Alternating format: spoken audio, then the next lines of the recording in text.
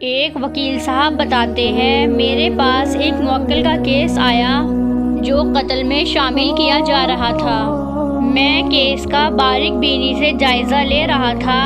جب مجھے یقین ہو گیا میں اپنے موکل کو اس کیس سے باعزت بری کروانے میں کامیاب ہو جاؤں گا، تو میں نے زیادہ فیس کے لیے کیس ہاتھ میں لے لیا۔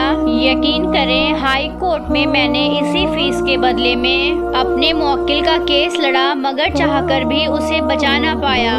جس دن اس کو ہائی کورٹ میں موت کا فیصلہ سنایا تو میری سخت محنت اور ساری رات جاگ کر کی گئی دعائیں ضائع ہوتی نظر آئی۔ میں خود جج کے سامنے بیٹھ کر رونے لگا۔ جج نے میرے لیے پانی منگایا اور اٹھ کر چیچر میں چلے گئے۔ میں نے پانی پیا اور اوپر نظر اٹھا کر دیکھا تو میرا موکل ہتھکڑیوں میں جکڑا میرے سامنے کھڑا تھا۔ میرے بجائے اس کی آنکھوں میں میرے لیے تسلی کے جذبات تھے۔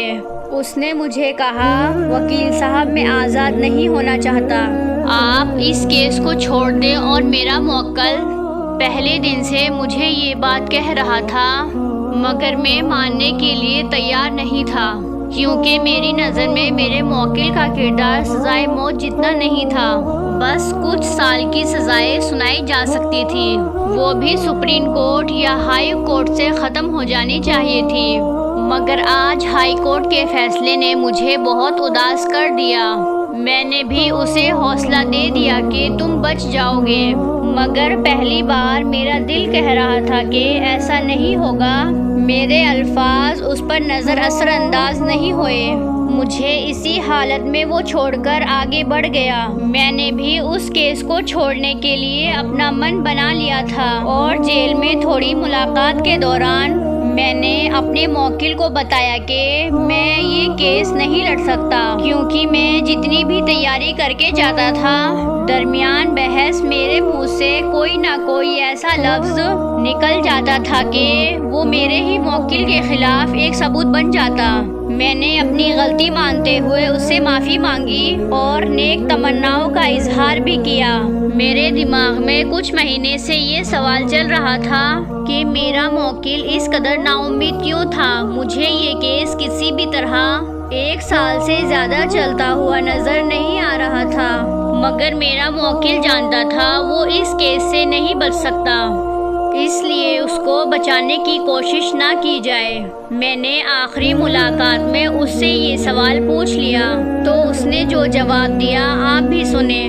اس نے بتایا کہ میرا نام عرفان ہے اور میں اس شہر کا رہائشی ہوں۔ میں مسلمان ہوں، صرف چند باتوں کے میرا مذہب سے دور دور تک کوئی جوڑ نہیں۔ میری شادی ایک نیک لڑکی سے ہوئی، نماز روزہ تہجد اور قرآن پاک کی پابند تھی، انتہائی باکردار اور سیدھی۔ مگر شادی کے کچھ سال بعد ہی وہ میری ماں کی نظروں سے اتر گئی۔ میری ماں نے مجھے مجبور کرنا شروع کر دیا کہ میں اسے طلاق دے دوں، مگر میرے پاس کوئی صحیح بہانہ نہیں تھا۔ میں نے اپنی ماں کو کہا، اگر کوئی وجہ یا کوئی بہانہ بنا تو میں ایسا ضرور کروں گا۔ بے وجہ طلاق دینا میرے لیے آسان نہیں تھا۔ میری ماں نے میری بات نہ مانی اور مجھ پر دباؤ ڈالتی رہی، یہاں تک کہ انہوں نے خود سے بہانہ بنانے کا فیصلہ کر لیا۔ ہوا ایسا کہ میری بیوی پریگننٹ تھی، 5 مہینے کا بچہ اس کے پیٹ میں تھا۔ میری ماں میرے قریبی دوست اور پڑوسی کے پاس گئی اور اس سے کہا میری بہو بیمار ہے، اس کے لیے دوا لا کر دے دو، اور اسے یہ بھی بتایا کہ بہو کون سے کمرے میں سو رہی ہے، ابھی اس کی آنکھ لگی ہے، تم اسی کمرے میں دوا لے کر آ جانا، میں وہی بہو کے پاس بیٹھی ہوں گی۔ مجھ سے بار بار دروازے تک نہیں آیا جاتا۔ میرے دوست نے میری ماں کی بات مان لی اور دوائی لینے چلا گیا۔ میری ماں چھت پر کھڑی ہو کر دیکھنے لگی۔ جیسے ہی میری پڑوسی کے آنے کا وقت ہوا، میری ماں چھپ کر کھڑی ہو گئی۔ میرا پڑوسی دوائی رکھنے کے لیے میری بیوی کے کمرے میں گیا تو میری ماں نے باہر سے دروازہ بند کر دیا اور شور مچا کر سارے محلے والے کو اکٹھا کر لیا۔ اس سب تماشے کا مطلب میرا اور میری بیوی کا طلاق کروانا تھا، مگر یہ بات ہم پر ہی الٹی پڑ گئی۔ میرا دوست اور پڑوسی بہت پرہیزگار تھا، اور دوسری طرف لوگ میری بیوی کی وفا اور پاک تربیت کی مثالیں دے رہے تھے۔ اس کی پاک دامنی کے لیے انجان لوگ بھی قسم کھانے کو تیار تھے۔ جب اتنا بڑا الزام لگانے کے باوجود میری ماں اپنے ارادے میں کامیاب نہ ہو سکی، میرے دوست نے قرآن پاک پر ہاتھ رکھ کر میری بیوی کو اپنی بہن مانا۔ لوگوں کی نظروں میں ہم ماں بیٹے کی بچی کھچی عزت بھی جاتی رہی، مگر لوگوں کے اس برتاؤ نے ہم ماں بیٹے کو اور غصہ دلوا دیا۔ میں نے بیوی کو طلاق دینے کا ارادہ کر لیا، مگر اب میری ماں کا بدلہ طلاق سے ٹھنڈا ہونے والا نہیں تھا، لہٰذا انہوں نے مجھے طلاق کی صورت میں جہیز، زیور، گھر اور حق مہر سے ڈرانا شروع کر دیا اور مجھے کہا کہ اسے مار دو، کیونکہ طلاق کے فیصلے میں 80 لاکھ کے قریب مال میرے ہاتھ سے نکلنے والا تھا اور میں یہ نہیں چاہتا تھا۔ میں نے اپنی ماں کی بات مان لی اور ظہر کی نماز کے وقت گھر واپس آیا۔ اپنے ساتھ ایک تیز دھار چھرا لے کر آیا اور اپنے کمرے میں آ کر بیٹھ گیا۔ میری بیوی وضو کر آئی، مجھے دیکھا تو میرے لیے کھانا لینے واپس مڑی تو اس کی نظر اپنے قرآن پاک پر پڑی جو اپنی جگہ کے بجائے کسی اور جگہ پر رکھا تھا۔